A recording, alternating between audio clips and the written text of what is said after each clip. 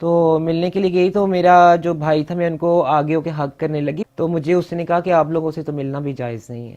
آپ بول رہے ہیں علی بابو حسن والے ہماری چوکھٹ پہ تلوے گھسیٹتے ہیں. اردو پوائنٹ کی ویڈیوز دیکھنے کے لیے ہمارا چینل سبسکرائب کیجیے اور بیل کے آئیکن پر کلک کیجیے تاکہ آپ ہماری تمام آنے والی ویڈیوز سے باخبر رہ سکیں. السلام علیکم ناظرین، اردو پوائنٹ کے ساتھ میں ہوں آپ کی میزبان آمنہ عثمان. اس وقت میں موجود ہوں سونیا ناز، جو کہ ایک ٹرانسجینڈر بھی ہیں، ایکٹیوسٹ بھی ہیں، جبکہ بڑی زبردست قسم کی ایکٹنگ بھی کرتی ہیں. ابھی انہوں نے ریسنٹلی ایک بہت ہی مشہور فلم زندگی تماشا کے اندر بھی کام کیا ہے. میرے ساتھ وہ اس وقت موجود ہیں، آئیے ان سے بات کرتے ہیں اور جانتے ہیں کہ کس طرح سے وہ اپنے اتنے زبردست طریقے کے بوتیک کو چلا رہی ہیں. السلام علیکم. جی وعلیکم السلام. کیسی ہیں سونیا، آپ خیریت میں سے ہیں؟ ٹھیک ٹھاک، اللہ کا شکر. اتنا زبردست، بالکل الحمدللہ میں ٹھیک ہوں. بڑا خوبصورت آپ کا بوتیک ہے. آج میں آئی ہوں اور مجھے تو اپنے لیے بہت سارے کپڑے پسند آ رہے ہیں.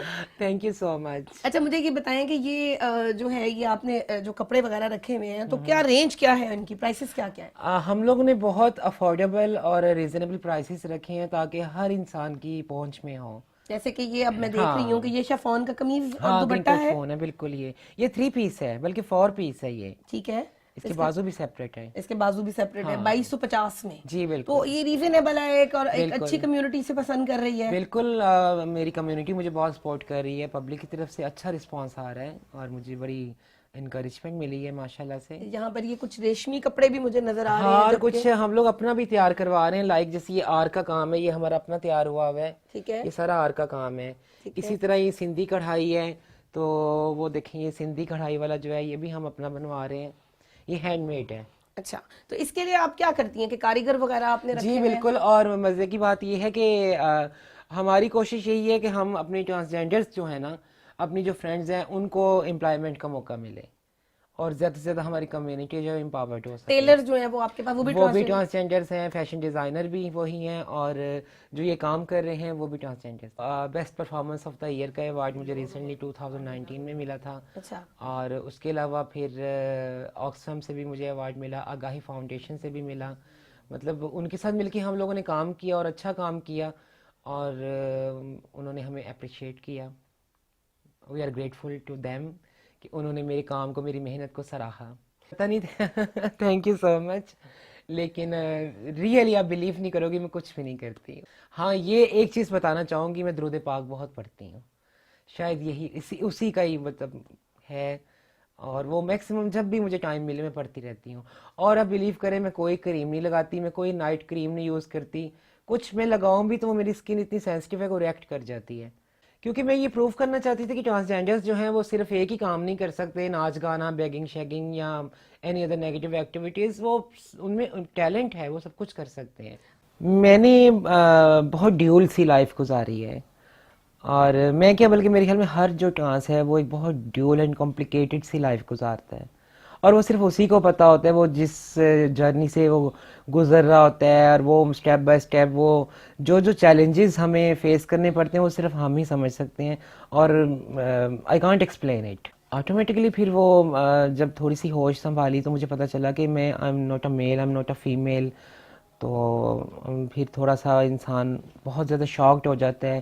میں نے چھپ چھپ کے راتوں کو رونا کرنا، دعائیں کرنی، اور مطلب یہ اس بات کی تو میری فیملی بھی گواہ ہے کہ میں روتی ہوتی تھی راتوں کو. تو وہ مجھے کہتے تھے تمہیں پرابلم کیا ہے، تمہیں کیا مسئلہ کیا ہے کہ تم روتی ہو. تو اب میں ان کو شیئر بھی نہیں کر سکتی تھی کہ مجھے کیا مسئلہ ہے نا. تو فائنلی پھر وہ جیسے جیسے انسان as the passage of time آپ گرو اپ کرتے ہو تو پھر آپ کی حرکات و سکنات، آپ کی ہر چیز، آپ کا لب و لہجہ وہ بدلتی جاتی ہے. اب ان سمپل ورڈز کہ آپ کی جو باڈی پارٹس، آپ کی جو فزیک ہے اس میں بھی چینجنگز آنا شروع ہو جاتی ہیں.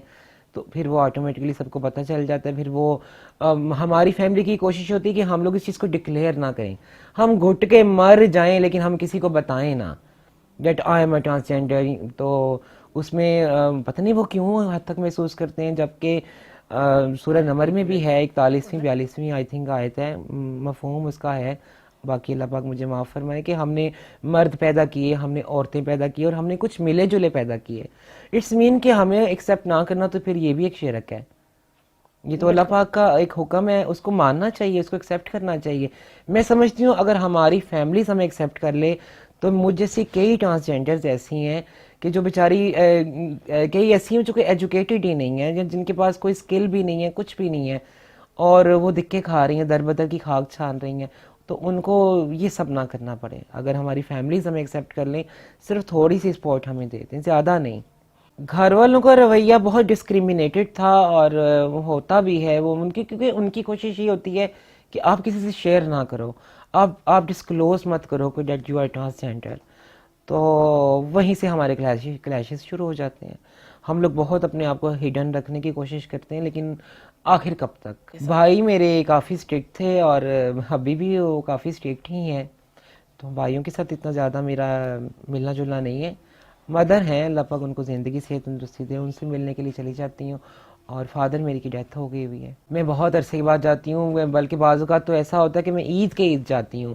بلکہ ایک دفعہ تو عید پہ بھی, بے شک میرے بھائی سن بھی لیں تو مجھے اس چیز کی کوئی وہ ایشو نہیں ہوگا, کہ میں عید والے دن 1 سال کے بعد اپنی مدر سے ملنے کے لیے گئی. فون پہ ویسے ان کے ساتھ میں ان ٹچ ہوتی تھی تقریباً ڈیلی, تو ملنے کے لیے گئی. تو میرا جو بھائی تھا, میں ان کو آگے ہو کے حق کرنے لگی. بہنیں بھی تو حق کرتی ہیں نا, آپ بھی تو کرتی ہوں گی نا, اپنے بھائیوں کو عید ملتی ہوں گی. تو مجھے اس نے کہا کہ آپ لوگوں سے تو ملنا بھی جائز نہیں ہے. اس نے مجھے پیچھے کر دیا, اور وہ مجھے اس کی بات نے اتنا ہرٹ کیا, اور وہ دوسرے روم میں جا کے بیٹھ گیا. اور میں اتنا ہرٹ ہوئی کہ مطلب کیا ہم لوگ انسان نہیں ہیں؟ کیوں ہم سے ملنا جائز نہیں ہے؟ میرے فادر, وہ میری ان کے ساتھ بہت فرینڈلی ریلیشن تھا, وہ میرے بہت اچھے دوست تھے. اینڈ ہی نیو ڈیٹ کہ میں ایک ٹرانسجینڈر ہوں, اور وہ کہتے ہوتے تھے کہ مجھے جو ڈاؤٹ ہے, مجھے لگتا ہے کہ یہ میل نہیں ہے, یہ فیمیل نہیں ہے, کچھ اور ہے. بچپن کی یاد جو ہے, مجھے اپنے فادر کی بہت یاد آتی ہے, اسپیشلی عید پہ, بہت زیادہ ایونٹس پہ. اور کیونکہ ہم لوگ جب عید کی نماز وغیرہ پڑھ کے بعد میں اپنے فادر کو ملتے تھے, عید ملتے تھے, تو یہ جو لاسٹ جو عید گزری تو پھر مجھ سے رہا نہیں گیا, تو میں پھر قبرستان گئی, اور میں نے قبرستان جا کے میں نے پھر ان کی قبر کو حق کیا. میں عید ملی, اور مجھے مطلب بہت وہ عید والے دن اور اس طرح کے جو ایونٹس ہیں وہ ہمارے لیے کافی طور پہ آپ کو وہ اس لیے بھی یاد آتے ہیں کیونکہ آپ کے ساتھ ہاں، ان کا رویہ ہاں، بہت اس طرح کا تھا کہ نیوٹرل تھا, بہت فرینڈلی تھا. اور وہ مجھے سمجھتے تھے, صرف ایک وہی تھے جو مجھے سمجھتے تھے. میں یہ کہوں گی کہ میری مدر بھی شاید مجھے نہیں سمجھتی, لیکن وہ مجھے سمجھتے تھے.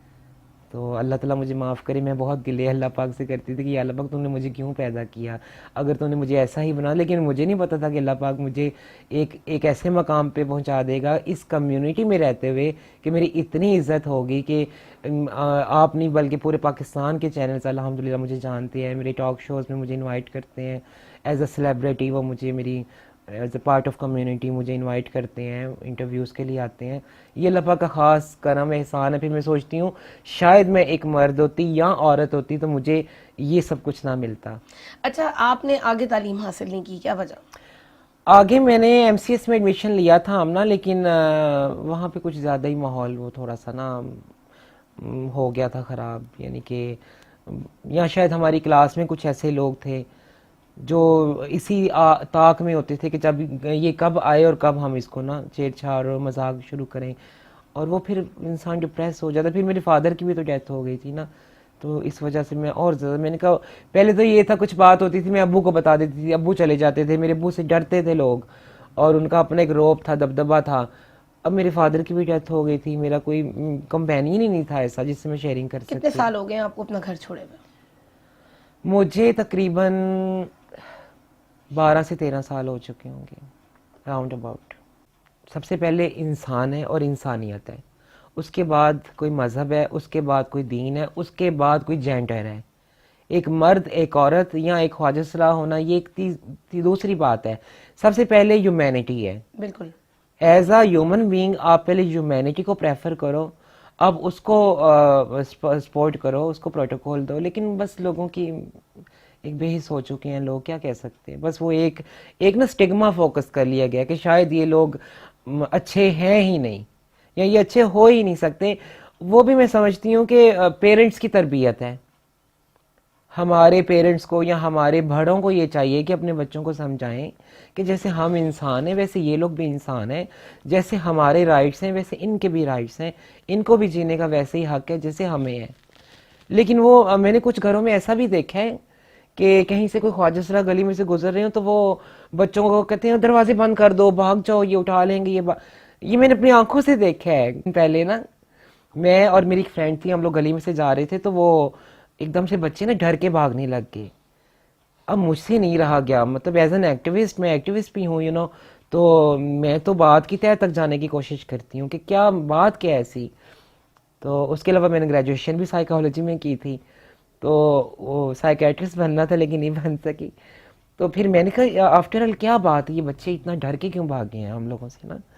تو پھر میں بڑے پیار سے ان کے پاس گئی اور میں نے ان کو کہا کہ کیا مسئلہ ہے. کہتے ہمارے امی ابو نے کہا ہے کہ جہاں سے یہ گزرے وہاں پہ چھپ جائے کو, یہ بچے اٹھا کے لے جاتے ہیں. بچپن سے مطلب ہاں ہے نا. تو جب بات اب ہمارے جو بڑے ہیں, ہمارے جو سینئرز ہیں, ان کو جب وہ بچوں کی تربیت ہی اتنی رانگ وے کریں گے تو obviously وہ بچے بڑے ہو کے آپ کی خواجہ سراؤں کی, ٹرانسجینڈرز کی وہ کیسے رسپیکٹ کر سکتے ہیں. آپ کیسے ایکسپیکٹ کرتے ہیں کہ یہ سوسائٹی, یہ معاشرہ ہمیں فوراً اڈاپٹ کر لے, ایکسیپٹ کر لے. رشتہ داروں کا رویہ کیسا رہا آپ کے ساتھ؟ وہ بھی تو معاشرے کا حصہ ہے, وہ واقعہ سوچ کے. لیکن اس وقت میں بہت زیادہ وہ مطلب نا مجھے غصہ بھی آیا تھا اور میں بہت زیادہ ہرٹ بھی ہوئی تھی. تو میرے ایک انکل ہیں, تو وہ میں بیٹھی ہوئی تھی تو وہ وہاں پہ اچانک آ گئے, تو مجھے دیکھ کے کہتے ہیں کہ مجھے سر سے پاؤں تک مجھے غور سے دیکھنے کے بعد مجھے کہتے ہیں کہ اگر تم میرے گھر میں پیدا ہوئے ہوتے تو میں تمہیں شوٹ کر دیتا, قتل کر دیتا تمہیں. تو میں نے کہا کیوں انکل؟ میں نے کہا یہ بھی تو ہو سکتا ہے کہ آپ کے گھر میں کوئی میرے جیسا پیدا ہو جائے یا ہو چکا ہو. تو پھر وہ بڑے لاجواب ہو گئے اور کچھ دیر کے لیے خاموش ہو گئے, اٹھ کے چلے گئے. لیکن ان کی بات جو تھی, مطلب بے شک ہمیں باہر سے لوگ ہوٹنگ بھی ٹرانسجینڈرز کو کرتے ہیں, ٹاؤنٹنگ بھی کرتے ہیں, لوگوں کی عادت ہے باتیں کرنا جتنے میں اتنی باتیں. لیکن اب کافی اویئرنیس آ چکی ہوئی ہے, لوگ کافی چینج ہو گئے ہیں, سینسٹائز ہو گئے ہیں. لیکن یہ ہے کہ اپنوں کی بات بہت چپتی ہے. ایک کریکٹر, ایک ڈائلاگ ہے جو مجھے بڑا یونیک اور مزے کا لگا تھا, وہ میں بتاتی ہوں. وہ ہیرو کا ایک فرینڈ ہوتا ہے, تو وہ مجھے آگے کہتے ہیں میں خوبصورت ہوں, میں امیر ہوں, اور مطلب وہ مجھے لائن مار رہا ہوتا ہے نا, تو میں اسے سائڈ لائن کر رہی ہوتی ہوں. تو وہ مجھے آگے کہتے ہیں, میں بڑے روب سے آگے مجھے کہتا ہے کہ میں خوبصورت ہوں, میں حسین ہوں, میں امیر ہوں, میں کبیر ہوں, یوں آگے بولتا ہے. تو میں یوں کر کے میں اسی طرح سے بیٹھی ہوتی ہوں نا اپنے ادھر دیوان پہ, تو میں یوں اس کی طرف دیکھ کے کہتی ہوں, میں کہتی ہوں آپ بول رہے ہیں علی بابو, حسن والے ہماری چوکھٹ پہ تلوے گھسیٹتے ہیں. کہ ٹین ایج میں ایسا تھا کہ ایک دو لوگ میرا کرش تھے, لیکن میں اتنی مطلب اپنے آپ کو وہ فیل کرتی تھی بے بس کہ میں ان کو کہہ بھی نہیں سکتی تھی کہ یار تم مجھے پسند ہو, ایکسپریس بھی نہیں کر سکتی تھی. باقی تو دور کی بات ہے نا سب, میں اس کو ایکسپریس بھی نہیں کر سکتی تھی. وہ آج بھی میں سوچتی ہوں. لیکن ان میں سے ایک دو لوگ ایسے بھی ہیں کہ اب وہ مجھے کہتے ہیں تو میں کہتی ہوں اچھا یار ٹھیک. جی تو ناظرین, جیسا کہ آپ نے سونیا ناز کی گفتگو سنی جس میں انہوں نے ہمیں یہ بتایا کہ صرف ایک ٹرانسجینڈر جو ہے وہ ناچ نہیں سکتا, گا نہیں سکتا, بھیک نہیں مانگ سکتا, بلکہ اس کے علاوہ اس کے سینے میں بھی دل ہے اور وہ ایک اچھے طریقے سے رزق حلال کو بوتیک کھول کے یا کسی بھی اور طریقے سے کما بھی سکتا ہے. امید ہے کہ آپ کو یہ ویڈیو ضرور پسند آئی ہوگی. اس کو لائک بھی کیجیے گا, شیئر بھی کیجیے گا. اردو پوائنٹ کے ساتھ اپنی میزبان آمنہ عثمان کو اجازت دیجیے. اللہ حافظ.